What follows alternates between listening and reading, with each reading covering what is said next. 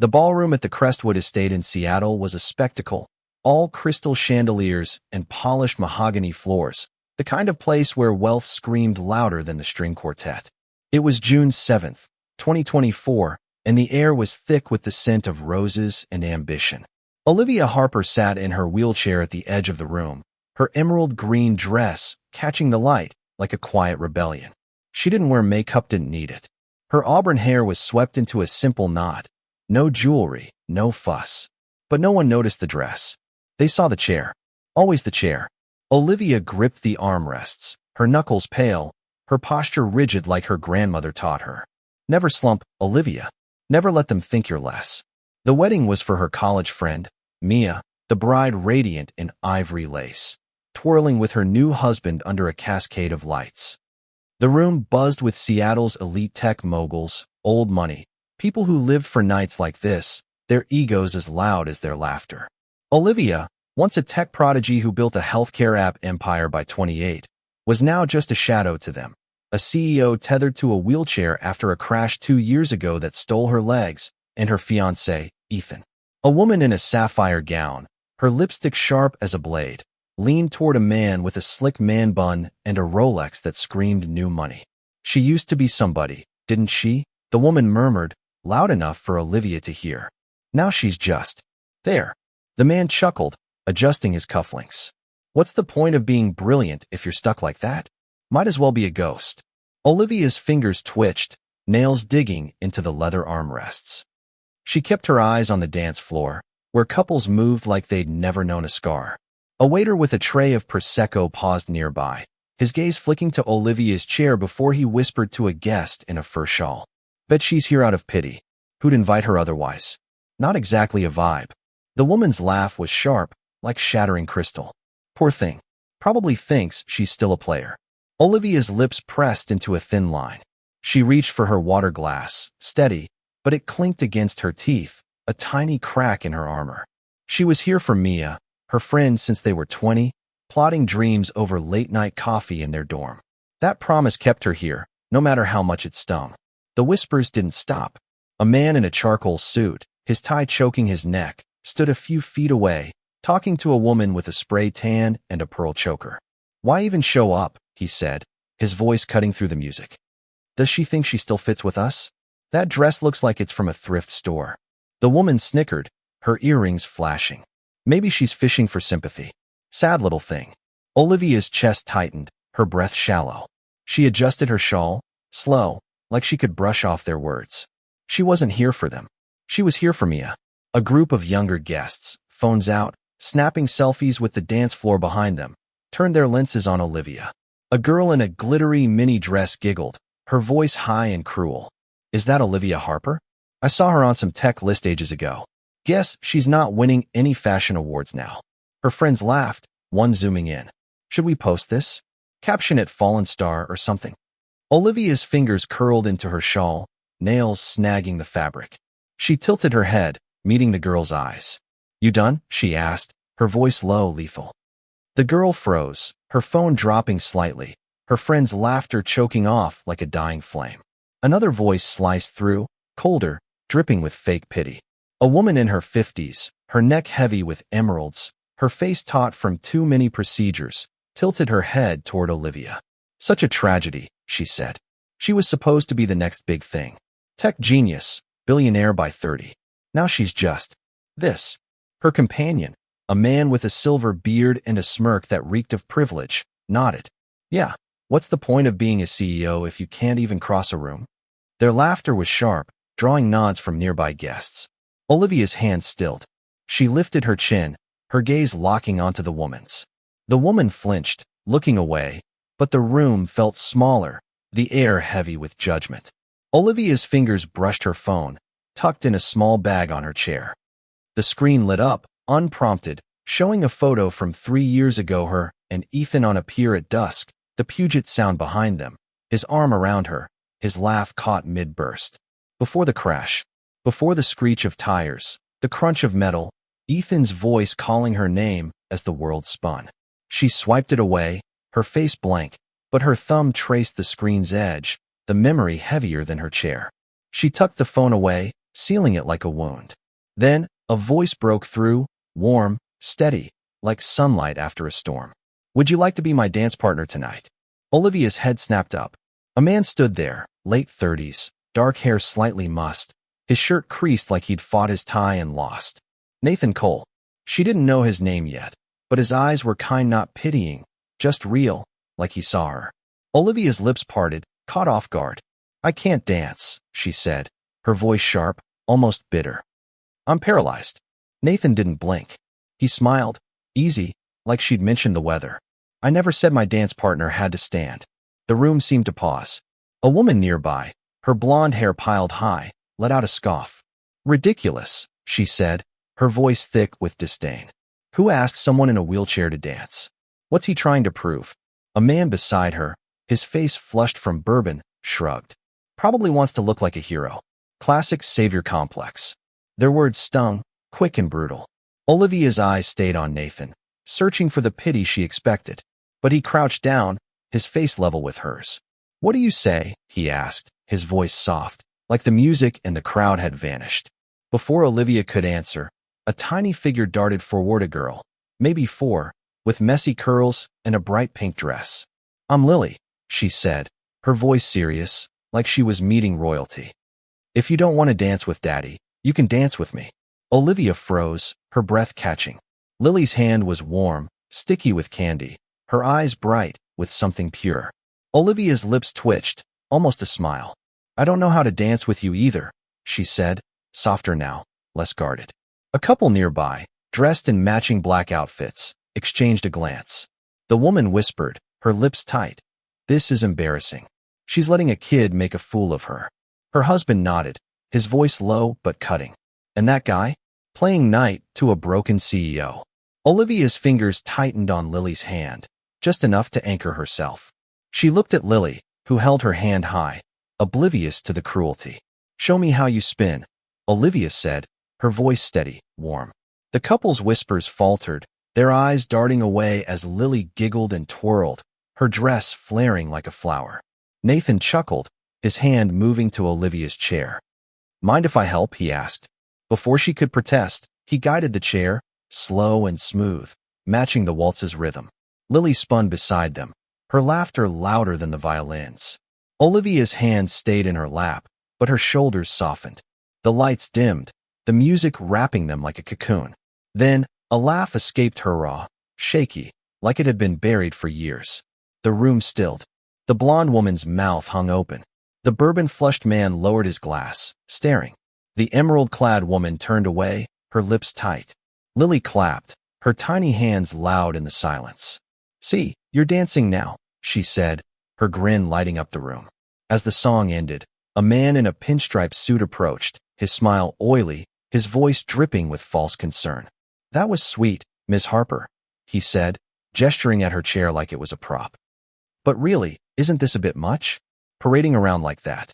Olivia's fingers paused on her wheel, her eyes locking onto his. "Parading," she said, her voice calm but sharp enough to cut glass. "I was invited." "Were you?" His smile faltered, his face reddening as he muttered about needing a drink and backed away. Nathan's hand rested lightly on her shoulder, a quiet ally, as Lily hummed the waltz, oblivious to the tension.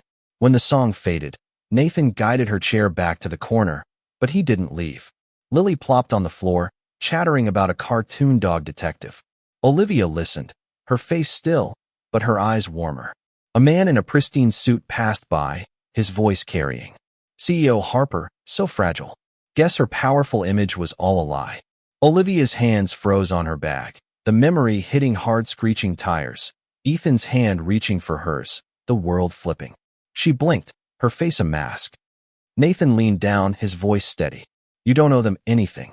Lily sees you, and so do I." As the night wound down, a woman in a lilac dress, her hair streaked with gray, lingered near Olivia's table. "It's inspiring," she said loudly, to no one in particular. "But it's also sad. She's trying so hard to fit in, isn't she?" The words were wrapped in kindness, but laced with venom. Olivia's hand stilled on her bag, her fingers brushing the zipper. She looked up, her voice steady. "I'm not trying to fit in. I'm just here." The woman's smile froze, her wine glass tipping. a drop staining the tablecloth. Lily looked up from the floor. "She's my friend," she said. "That's why she's here." The woman's heels clicked away, faster than necessary. Olivia left early, her driver waiting by the curb. She didn't say goodbye to Nathan or Lily, but as she rolled down the ramp, she glanced back. Lily was waving, her arms swinging like a beacon. Olivia's lips curved, just barely, before she turned away. The next morning, her phone buzzed a text from an unknown number. A photo of a child's drawing. 3 stick figures, one tall, one tiny, one in a bright blue wheelchair. "My family," scrawled in wobbly crayon. Olivia stared, her fingers trembling. A tear hit the screen, then another, streaking the glass. She typed one word, "coffee." They met a week later at a cozy cafe in Capitol Hill, with worn wooden tables and a barista who greeted everyone like family. Olivia wore a simple gray sweater, her hair loose, no effort to stand out. Nathan arrived with Lily, who clutched a stuffed bear with a missing ear. They talked about Lily's preschool, Nathan's work designing inclusive playgrounds, Olivia's app revolutionizing hospital care. She didn't mention the crash, and he didn't ask. When Lily spilled her juice and giggled, Olivia grabbed a napkin, quick, instinctive. Nathan's eyes lingered, like he saw something she didn't. Outside, a man in a suit, phone to his ear, glanced at Olivia as he passed. "That's her, the tech CEO," he muttered. "Used to be a big deal. Now she's just tragic." His words slipped through the open window, sharp and careless. Olivia's hand paused on her coffee cup, her knuckles whitening. Nathan reached across, his hand brushing hers. "He doesn't know you," he said. Lily, coloring on a napkin, looked up. "You're not sad. You're awesome." Olivia's lips curved, and she handed Lily a crayon. A month later, they attended a charity gala together at a downtown Seattle hotel, a sea of wealth and sharp smiles. Olivia wore a sleek black dress, no frills. Nathan's suit was slightly ill-fitting, and Lily's dress was a hand-me-down, too big but bright. The whispers started before they reached their table. A woman in a crimson gown leaned toward her friend. "Who's he?" "Some nobody. Doesn't match a CEO." A tech bro with a flashy watch laughed. "Cute." Olivia finally found a charity case. Nathan's shoulders stiffened, but Olivia's fingers brushed his wrist. "They've been mocking me for 2 years," she said quietly. "I won't let them start on you." A man in a tuxedo, his smile too wide, approached. "Olivia Harper," he boomed.